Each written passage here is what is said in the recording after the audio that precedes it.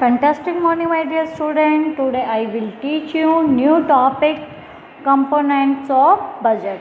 इससे पहले वाले टॉपिक में, इससे पहले वाले वीडियो में मैं आपको टीच करवा चुकी हूँ। बहुत ज़्यादा important exam, CBSE exam point of view से, ऑब्जेक्टिव ऑफ गवर्नमेंट बजट। और बेटा जो ये आपका चैप्टर है बजट वाला, उसके अंदर बेसिकली आपके 1 मार्क्स के 2 question and 1 question for 4 marks का पूछा जाता है। या तो क्वेश्चन आपका मेनली, या तो आपका क्वेश्चन इसी में से बन जाता है ऑब्जेक्टिव ऑफ गवर्नमेंट बजट। अगर नहीं बनता है तो सेकंड क्वेश्चन आपका बनता है कंपोनेंट ऑफ बजट में से। तो चलिए स्टडी करते हैं आज का new topic components of budget. Clear? तो कंपोनेंट्स ऑफ बजट में क्या होता है, बेसिकली हमारा जो स्ट्रक्चर बजट का, उसके मेनली 2 मेन कंपोनेंट होते हैं। First one is your revenue budget and second one is your capital budget. तो सबसे पहले हम स्टडी करते हैं किसके बारे में, रेवेन्यू बजट के रिगार्डिंग। जो हमारा रेवेन्यू बजट है बेटा, इसके अंदर बेसिकली क्या होते हैं, हमारे रेवेन्यू एक्सपेक्ट होते हैं कि हमें गवर्नमेंट को कहाँ से रेवेन्यू रिसीव्ड हो सकता है, गवर्नमेंट कहाँ से रेवेन्यू जनरेट कर सकती है, या रेवेन्यू कहाँ से कलेक्ट हो सकता है, कैसे, और जो रेवेन्यू यहाँ पर तो उसे जनरेट कलेक्ट हुआ है, उसके साथ साथ गवर्नमेंट कहाँ एलोकेट करेगी वेरियस एक्सपेंडिचर, यानी गवर्नमेंट को कहाँ से रुपया मिलेगा और कहाँ वो रुपये स्पेंड करेंगे। तो basically revenue budget has 2 part, revenue receipt and revenue expenditure. Second one is your capital budget. Capital budget basically क्या होता है, इसके अंदर आपके क्या होते हैं, कैपिटल एक्सपेक्ट होते हैं जो किसके अंदर कंजिस्ट होते हैं, वही 2 parts. First one is your capital receipt, second one is your capital expenditure. तो अगर हम उसको ब्रॉडली क्लासिफाइड करें तो हमारे 2 टाइप्स हो गए। First one is your budget receipt and second one is your budget expenditure. तो ये है हमारा डायग्राम। जब हमने उसको क्लासिफाइड कर लिया है किसके अंदर, budget receipt and budget expenditure.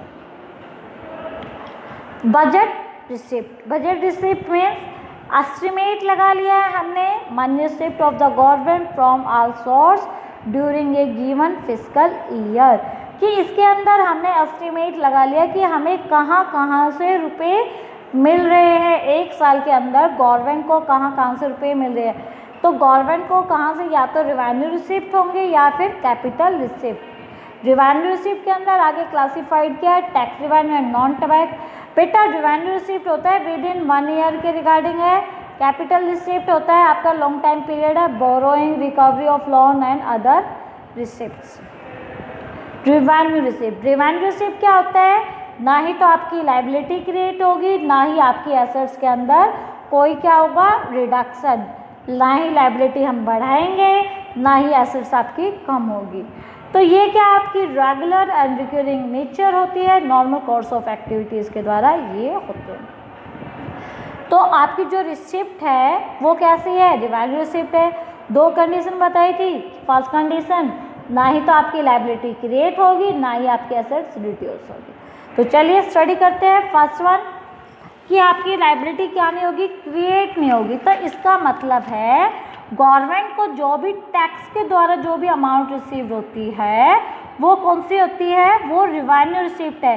क्यों, ना ही तो लाइबिलिटी क्रिएट होगी, ना ही एसेट्स हमारी रिड्यूस। तो आपका वर्ड आया बेटा लाइबिलिटी। लाइबिलिटी का मतलब है कि हम, अगर हमने किसी से कुछ रुपये है, अमाउंट है, ले लिया है, तो कुछ टाइम पीरियड के बाद हम उसे देने के लिए क्या है बेटा, लाइबल है, हमें उसे वापस रिटर्न करने पड़ेंगे। ठीक है, तो वो होती है हमारी लाइबिलिटी, कि हमें क्या करना है, अभी हमने किसी से रुपये ले रखे, कुछ समय के बाद हम उसे पे करेंगे। जैसे कि बैंक से हम रुपये ले रहे हैं, बैंक लोन ले रहे हैं, या फिर हम किसी अपने फ्रेंड से ले रहे हैं, या फिर हमने क्या किया है, किसी फर्म से ले लिया है, या फिर हम क्या करें फॉरेन कंट्री से, तो वो क्या है, लायबिलिटी होती है। रिडक्शन इन एसेट्स क्या होती है, जिसके द्वारा हमारी प्रॉपर्टी इंक्रीज हो रही है, जैसे कि आपकी लैंड है, बिल्डिंग है, फर्नीचर है। अब आप इनको किसी को सेल आउट करोगे तो हमारी ये चीज़ है वो कम हो जाएगी। अगर सपोज कीजिए आपके पास 5 बिल्डिंग थी, आपने एक बिल्डिंग सेल आउट कर दी, तो इसमें आपकी एसेट्स क्या हो गई है, कम हो गई है।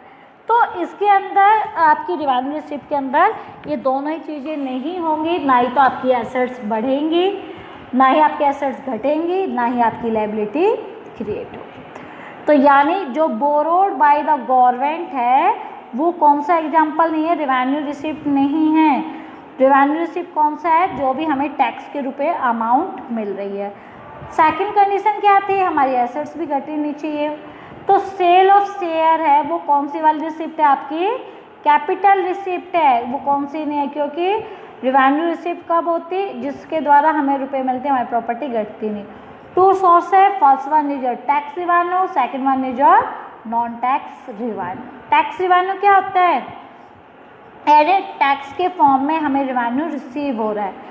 Sum total receipt from tax, जो भी रुपए हमें रिसीव हो रहे हैं टैक्स के फॉर्म में हो रहे हैं, other duty impose by government, या तो टैक्स के फॉर्म में या फिर कोई और अदर ड्यूटी जो गवर्नमेंट के द्वारा इम्पोज की गई है। टैक्स क्या है, कंपल्सरी पेमेंट है, जो पीपल भी करेंगे, कंपनी भी करेंगे। किसको करती है, पीपल और कंपनी के द्वारा गवर्नमेंट को किया जाता है एक, और गवर्नमेंट को क्या मिल रहा है, डायरेक्ट बेनिफिट रिटर्न। ठीक है, तो बेसिकली क्या है, टैक्स कैसी है आपकी, एक कंपल्सरी पेमेंट है, कंपल्सरी पे करना पड़ेगा। कोई भी ऐसा पर्सन ये नहीं कर सकता कि मैं नहीं पे करूँगा। तो टैक्स पे जो टैक्स से जो भी रुपया मिलता है वो गवर्नमेंट स्पेंड कर सकती है बेनिफिट ऑफ द पीपल, और एक टैक्स पेयर जो टैक्स को पे कर रहा है can not accept that the tax amount भी, वो ये नहीं कह सकता है कि मैंने आपको टैक्स की अमाउंट दी है तो आप इस टैक्स के रुपये को हमारे बेनिफिट के लिए क्या करो, यूज करो। तो ऐसा भी वो कुछ नहीं कह सकता है। ठीक है, क्लियर, तो वो ऐसा भी कुछ नहीं कह सकता है। जो टैक्स रिवेन्यू है अब है आपका बेसिकली आपका, उसके बाद है जो भी टैक्स रिवेन्यू है मेन सोर्स है रेगुलर रिसिप्ट, जो गवर्नमेंट है उसको रेगुलर इनकम मिल रही है, गवर्नमेंट कलेक्ट कर रही है वेरियस का अपने डेली डे टू डे के एक्सपेंडिचर के द्वारा, वहीं से उसे रुपए मिल रहा है। बेसिकली हमने क्या किया है, टैक्स रिवेन्यू को कैटेगराइज किया है टू टाइप्स में। First one is direct tax and indirect. Direct tax का मतलब है कि वो टैक्स होता है जो इम्पोज होता है प्रॉपर्टी और इनकम पर, या तो इंडिविजुअल की या फिर कंपनी की, and directly paid by them to पर, यानी डायरेक्ट टैक्स के अंदर जिस पर लगा है, जिस पर इम्पोज हुआ है वही पर्सन क्या करेगा, डायरेक्टली पे करेगा, किसको, गवर्नमेंट को। तो इसके अंदर impose on individual and company impose होगा, और उसी की लायबिलिटी है, उसी का इम्पैक्टर, उसी का बर्डन है, और उसी को वो चीज़ क्या करनी पड़ेगी, पे करनी पड़ेगी। और जो ये टैक्स है वो डायरेक्टली इफेक्ट डालता है उसी पर्सन की क्या, इनकम पर, और उसी पर्सन की परचेजिंग पावर पर, कि आपको ये परचेजिंग पावर, जैसे कि अब टैक्स लगेगा, टैक्स के कारण जैसे कि अगर 1 लाख पर्सन की इनकम है, अब उस पर टैक्स लग रहा है कितने, पहले 10% लगता था 10,000 रुपये देने पड़ते, अब 20% लग रहा है 20,000 रुपये लग रहे हैं। तो अब उसके पास 80,000 रुपीज़ रह गए ना, और पहले कितने रहते थे 90,000, तो अब उसकी परचेजिंग पावर में कितने थाउजेंड से कम आ गया, 10,000 से, और जिसके कारण एग्रीगेट डिमांड कम होगी। बेटा 1 मार्क्स का बहुत ज़्यादा इंपॉर्टेंट क्वेश्चन है, कई बार पूछा जाता है give 2 example of direct tax. तो एग्जाम्पल आपको पता होना चाहिए डायरेक्ट टैक्स में क्या आते हैं, इनकम टैक्स है आपका, कॉरपोरेशन टैक्स है, इंटरेस्ट टैक्स है, wealth tax, death duty, capital gain tax. कोई भी 2 टैक्स आपको अच्छी तरीके से आने चाहिए, इवन आप 3-4 याद कर लो, कोई दिक्कत नहीं है। कई बार ये पूछा जा सकता है, आप बताइए capital gain tax direct tax है, इनडायरेक्ट टैक्स है, विद रीजन।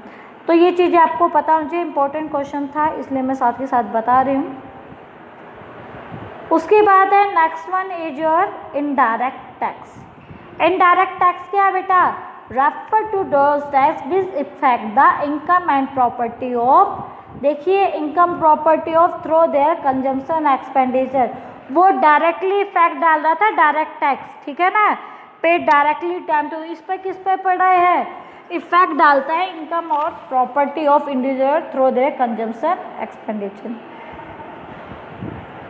ये इम्पोज होता है बेटा गुड्स और सर्विस पर, वो इम्पोज हो रहा था इंडिविजुअल या कंपनी पर। इसमें क्या होता है, लायबिलिटी टू पे tax and actual burden is different person.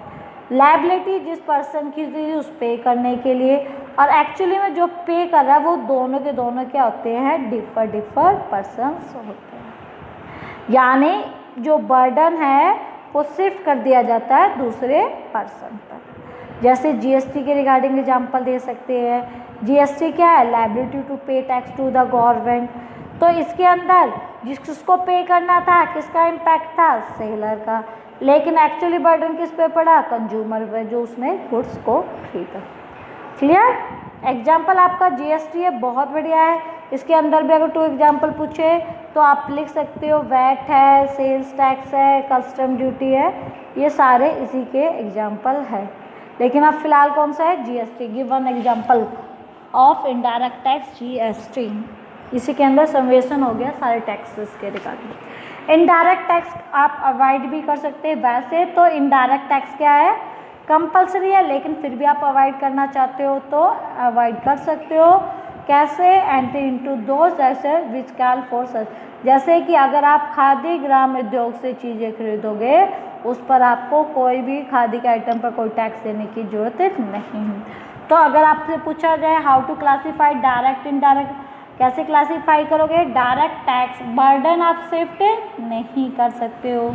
Direct tax है यानी जिस पे लगा इम्पैक्ट उसी पे पड़ा, इंसिडेंस भी सेम पर्सन है। इसमें क्या होता है, बर्डन आप शिफ्ट कर सकते हो। जीएसटी है, indirect impact and incidence of differ persons होता है। अब है बेटा आपका difference between direct tax and indirect tax. क्या क्या डिफरेंस है डायरेक्ट और इनडायरेक्ट टैक्स के रिगार्डिंग। जो हमारा डायरेक्ट टैक्स होता है बेटा वो क्या है, वो बेसिकली हम किस पे लगा रहे हैं, हम लगा रहे हैं इंडिविजुअल्स एंड कंपनीज पर। क्या हो रहा है, हमारी इंडिविजुअल्स और कंपनीज पर हम ये डायरेक्ट टैक्स लगाते हैं। इसके अंदर गुड्स एंड सर्विस पे लगता है। Burden of indirect tax can not be shifted, हम शिफ्ट नहीं कर सकते, इसके अंदर बर्डन शिफ्ट हो रहा है। प्रोग्रेसिव नेचर यानी बार बार इंक्रीज हो सकता है, ये कौन सा है, प्रोपोर्शनल नेचर में। कवरेज एरिया, इनके एक लिमिटेड रीच होती है। ये क्या होता है, wide coverage area, all sector of the society हो सकता है। ठीक है, उसके बाद है आपका नेक्स्ट टॉपिक है आइटम कैटेगराइज की है हमने कौन सी, डायरेक्ट टैक्स इनडायरेक्ट। देखिए अभी बताया था कॉर्पोरेशन टैक्स, आपका किसका, डायरेक्ट टैक्स का 2 बार क्वेश्चन पूछा जा सकता है। डायरेक्ट टैक्स किस लिए कॉर्पोरेशन टैक्स, क्योंकि इसका इम्पैक्ट और इंसिडेंस, इम्पैक्ट और बर्डन क्या है, सेम पर्सन है। जीएसटी क्या है, एक इनडायरेक्ट टैक्स, क्यों, इम्पैक्ट इंसिडेंस क्या है, डिफर पर्सन है। इनकम टैक्स क्या है, डायरेक्ट टैक्स है, क्यों, income incidence on the same person. Capital gain tax क्या है बेटा, कैपिटल गेन टैक्स क्या है आपका, डायरेक्ट टैक्स है, क्यों है, क्योंकि impact incidence on the same person. Clear. अब उसके बाद हम स्टडी करते हैं किसके बारे में, non tax revenue. Non tax revenue क्या होते हैं, गवर्नमेंट को, अब है गवर्नमेंट को रुपए रिसीव हो रहे, गवर्नमेंट को क्या मिल रहे हैं, receipt of the government. Government को क्या हो रहा है बेटा, receipt of the government from all sources other than tax, यानी टैक्स के अलावा किसी और सोर्स के थ्रू जो गवर्नमेंट को रुपए मिलते हैं वो नॉन टैक्स है। तो फर्स्ट वन हम स्टडी कर रहे हैं किसके बारे में, इंटरेस्ट। इंटरेस्ट यानी इंटरेस्ट ऑन लोन के थ्रू अगर आपको रुपए मिल रहे हैं, ब्याज पे रुपए दे रखे थे गवर्नमेंट ने, वहाँ से रुपए मिल रहे हैं, स्टेट गवर्नमेंट को दे दिया, यूटी को दे दिया, या प्राइवेट इंटरप्राइज, जहाँ से भी गवर्नमेंट को इनके थ्रू रुपए मिलते हैं वो कौन सी रेवेन्यू है, non tax. Profit and dividend, government है बहुत सारी प्रॉफिट, जो गवर्नमेंट है उसके द्वारा बहुत सारी पब्लिक सेक्टर इंटरप्राइज अंडरटेकिंग, और वो सारी प्रॉफिट में, जैसे इंडियन रेलवे है, LIC बेल है, ये सारी प्रॉफिट कमा रही है। तो जो वो प्रॉफिट कमा रही है सेल प्रोसीड के द्वारा, वो पब्लिक इंटरप्राइज है, तो गवर्नमेंट क्या कर रही है, डिविडेंड दे रही है। Third one is your fees.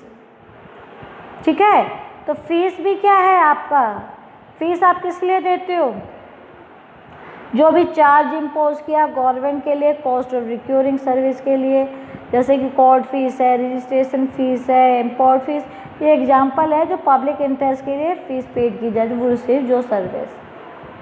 Fourth one is your licence. Licence अगर आपको गवर्नमेंट से किसी चीज़ के रिगार्डिंग परमिशन लेना हो, जैसे कि आपको गन के रिगार्डिंग परमिशन लेना हो या फिर आपको किसी कॉमर्शियल व्हीकल के रिगार्डिंग परमिशन लेना तो लाइसेंस लेना पड़ता है। Fine and penalty. Fine and penalty क्या होती है? जो आप लॉ को ब्रेक करने पर गवर्नमेंट को आपको पे करना पड़ता है। Fine on jumping red light, आपने रेड लाइट को क्रॉस कर दिया है, या नॉन पेमेंट ऑफ टैक्स, आपने टैक्स को टाइम पर पे नहीं किया तो इसलिए आप पर फ़ाइन लग गया है, बिजली का बिल टाइम पर नहीं दिया इसलिए फ़ाइन लगी। तो इस तरह के ये सारी चीज़ें आपकी होती है, fines and penalty. Next one is your state. State क्या होता है बेटा? कई बार इनमें से भी दो नाम दे देते हैं, एक्सप्लेन करने के लिए कह दिया जाता है कि आप इन सारी चीज़ों को क्या करो, एक्सप्लेन करो। स्टेट क्या होता है? Claim of the government on the property of person. जो प्रॉपर्टी ऑफ द पर्सन पर लगाया जाता है वो die with living behind and, यानी उस पर्सन पर लगा दिया जाता है जो अपने मरने से पहले अपनी प्रॉपर्टी को छोड़ देता है विल पर। गिफ्ट एंड ग्रांट क्या होता है? गवर्नमेंट को बहुत सारे गिफ्ट और ग्रांट मिलते हैं, किससे? फॉरेन गवर्नमेंट से या इंटरनेशनल ऑर्गेनाइजेशन से। कई बार इंडिविजुअल कंपनी भी वॉलंटरी गिफ्ट दे देती है मनी के फॉर्म में गवर्नमेंट को। तो जो ये जैसे कि अब है कोई भी प्रोग्राम है उसके अंदर गवर्नमेंट किसी पर्सन ने दे दिया चंदा, डोनेशन, किसी ने गिफ्ट दे दिया, किसी ने ग्रांट्स दे दी, तो वो क्या गवर्नमेंट की वार के टाइम पर, फ्लड के टाइम पर, जैसे अब कोरोना वायरस चल रहा था उस टाइम तो ये सारे गिफ्ट एंड ग्रांट। फॉरफीचर भी क्या होती है? एक पेनल्टी का फॉर्म होता है जो किसके द्वारा इम्पोज किया जाता है? कोर्ट्स के द्वारा इम्पोज किया जाता है फॉर नॉन कंप्लीट, ऑर्डर को पूरा नहीं किया है या फिर आपने कॉन्ट्रैक्ट को पूरा नहीं किया है, इसलिए गवर्नमेंट के द्वारा उस चीज़ को क्या कर लिया जाता है? फॉरफीच, यानी अपने अंडर में ले लिया। Last one is your special assessment. Special assessment क्या होता है? A transfer to payment by the owner of those whose value है, यानी ये वो लोग पे करेंगे इन अमाउंट की जिनकी प्रॉपर्टी की वैल्यू क्या हो गई है? एकदम बढ़ गई है। किस लिए? क्योंकि वहाँ सरकार ने कुछ डेवलपमेंट का काम किया। जैसे आपके मेट्रो स्टेशन के नियर बाई का जो भी एरिया है वहाँ की वैल्यू, प्रॉपर्टी की वैल्यू एकदम इंक्रीज हो गई है क्योंकि गवर्नमेंट के द्वारा वहाँ पर स्पेशल असेसमेंट पर फोकस किया गया है। तो फिलहाल आज के लिए इतना ही। नेक्स्ट वीडियो में हम स्टडी करेंगे कैपिटल रिसिप्ट, उसके बाद capital expenditure, budget expenditure. Okay, आज के लिए इतना ही बेटा। अभी मैं करती हूँ साइन आउट। Okay, bye.